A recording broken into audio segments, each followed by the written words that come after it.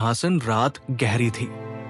विक्रमगढ़ के प्राचीन राजमहल की दीवारें जैसे रक्तरंजित इतिहास की कहानियां बयां कर रही थी।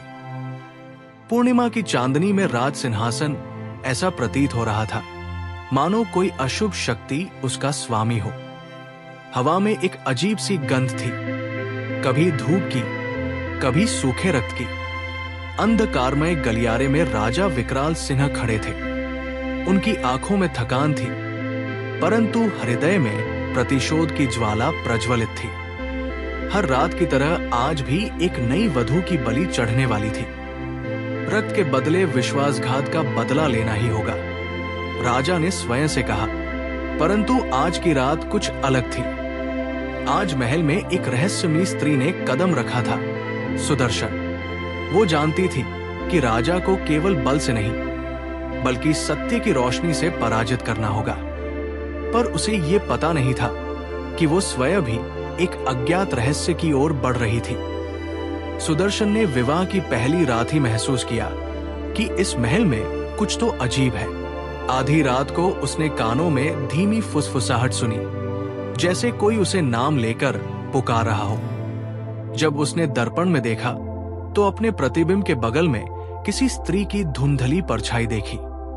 सावधान रहो सुदर्शन, परछाई ने कहा।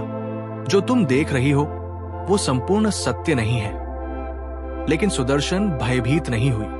उसे पता था कि इस महल की दीवारों में कोई गहरा रहस्य छिपा है। सुबह होते ही राजा विकराल सिंह ने घोषणा कर दी, कल सूर्योदय से पहले रानी का वध होगा।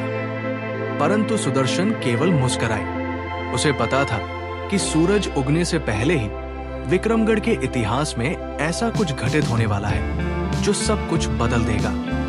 रात होने पर सुदर्शन ने राजा से एक कथा सुनाने की अनुमति मांगी। महाराज, यदि कोई राजा अपने सबसे प्रिय व्यक्ति को विश्वासघाती समझकर दंडित कर दे, लेकिन बाद में उसे ज्ञात हो कि वो निर्दोष था, तब? राजा हंसते हुए बोले, तब क्या? सुदर्शन ने गहरी दृष्टि से राजा की ओर देखा और धीरे से बोली, तब उस राजा का क्या होगा? महाराज, राजा कुछ कहने ही वाले थे कि अचानक महल की दीवारों पर एक झिलमिलाती परछाई उभर आई। रानी रूपती की आत्मा। राजा भयभीत हो गए। ये असंभव है, तुम तो मर चुकी हो। मैंने कभी विश्वासघात नहीं किया, परछाई ने कहा। मुझे षड्यंत्र के तहत मारा गया था। सुदर्शन ने राजा की ओर देखा और कहा, महाराज, आप केवल एक राजा नहीं, एक मनुष्य भी हैं। क्या आप सत्य को स्वीकार करेंगे? राजा विकराल सिंह स्तब्ध रह गए। उनके नेत्रों में पहली बार अश्रु छलक आए। अगली सुबह राजा ने घोषणा कर दी, आज से किसी भी स्त्री को मृत्युदंड नहीं दिया जाएगा।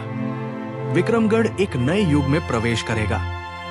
महल की दीवारों पर उभरी रूपवती की परछाई धीरे धीरे विलीन हो गई।